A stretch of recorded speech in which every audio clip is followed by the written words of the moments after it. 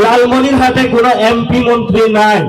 এরা হলো নব্য ফেরাউনের বংশধর, যারা জনগণের টাকা মেরে দেয়। জনগণের বরাদ্দ আছে, স্কুলে বরাদ্দ আছে, যেখানে আমাদের সন্তানদের টাকা মেরে দেওয়া হচ্ছে আর নিজেদের সন্তানদেরকে বিদেশের স্কুলে পাঠিয়ে দিচ্ছে।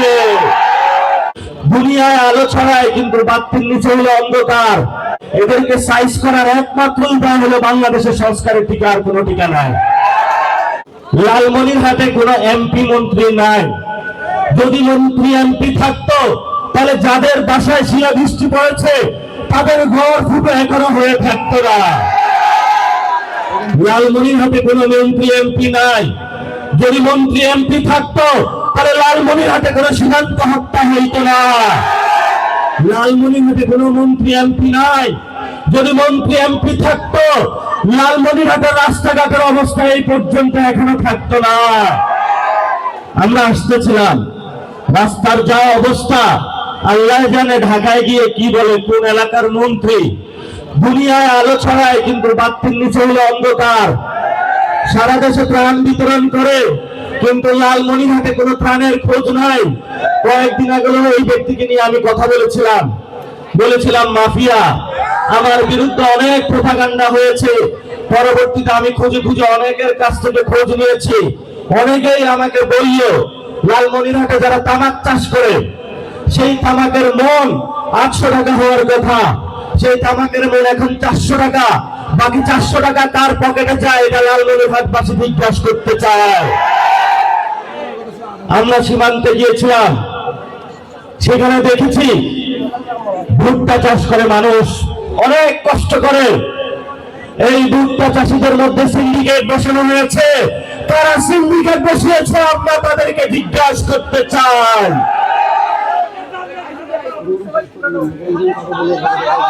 কৃষকরা উচ্চারণ করছেন, ধানের দাম পাওয়া যাচ্ছে না। আপনি খাল কেটে পানি দিবেন ধান খেতে, ধানের দাম নাই, তাহলে পানি দিয়ে লাভ কি? কথা বললেই হলো বেজার হয়ে যায় ভাইরা। এইখানে নাকি এক এমপি সাহেব আছেন, 10 লাখ টাকা বরাদ্দ দিছে। কত? আরো 4 লাখ টাকা, 6 লাখ টাকা বরাদ্দ দিছে। উনি হলো 16 লাখ টাকা দিয়ে অফিস হলো সাজসজ্জা করেছে। অথচ ওনার প্রধানমন্ত্রী লাইট বন্ধ করে রাখে, অপচয়ের কারণে ট্রাফিক সিগন্যালে দাঁড়িয়ে যায়। সবাইকে উপদেশ দিয়েছে যে তোমরা কম খরচ করবা, বাংলাদেশ বিপদে আছে, কারণ আমাদের এখন জ্বালানি সংকট রয়েছে। বন্যায় দুর্গত মানুষ হলো এখন নিপীড়িত অবস্থায় আছে। আমাদের এখানে মানুষের, লালমনিরহাট মানুষ অনেক উন্নয়ন বঞ্চিত আছে। উনি তো দেখি প্রধানমন্ত্রীর চেয়ে বড় প্রধানমন্ত্রী হয়ে গিয়েছে। প্রধানমন্ত্রী বলে কমাইতে, উনি হলো বাড়ায়। তাহলে তো উনি প্রধানমন্ত্রীর চেয়ে বেশি প্রভাবশালী নাকি? এইসব শেখ মুজিবের পরও চোর বাটপার গুন্ডা যারা আছে, এদের কারণে আমাদের বাংলাদেশের মা মাটি মানুষ যারা তা বঞ্চিত হয়েছিল, এরা আজকে রয়েছে। এরা হলো নব্য ফেরাউনের বংশধর, যারা জনগণের টাকা মেরে দেয়। জনগণের বরাদ্দ আছে, স্কুলে বরাদ্দ আছে, যেখানে আমাদের সন্তানদের টাকা মেরে দেওয়া হচ্ছে আর নিজেদের সন্তানদেরকে বিদেশের স্কুলে পাঠিয়ে দিচ্ছে। যদি খাইতে হয়, আগে তোমার সন্তানের মাথা খাও, তারপরে আমাদের মাথা খাইতে আসবা। আপনাদের কালীগঞ্জে যে শিক্ষা ব্যবস্থা রয়েছে, স্বাস্থ্য ব্যবস্থা রয়েছে, এখানে যে হসপিটাল রয়েছে, হসপিটালে যারা চিকিৎসা নিতে যায়, ডাক্তার থাকলে নার্স থাকে না, নার্স থাকলে ঔষধ থাকে না। 9টার ডাক্তার 12টার দিকে আসে, 12টার নার্স হলো 4টার দিকে আসে। জিজ্ঞেস করা হয়, ভাই আপনি কি?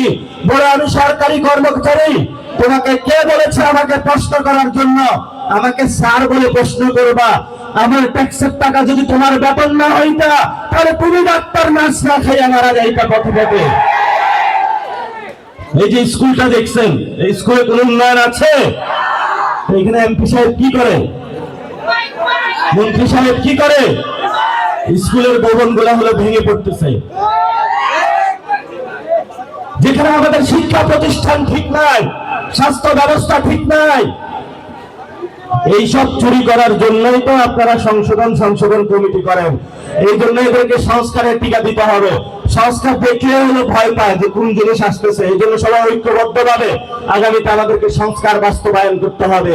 এদেরকে সাইজ করার একমাত্র উপায় হলো বাংলাদেশের সংস্কারের টিকা, আর কোনো টিকা নাই।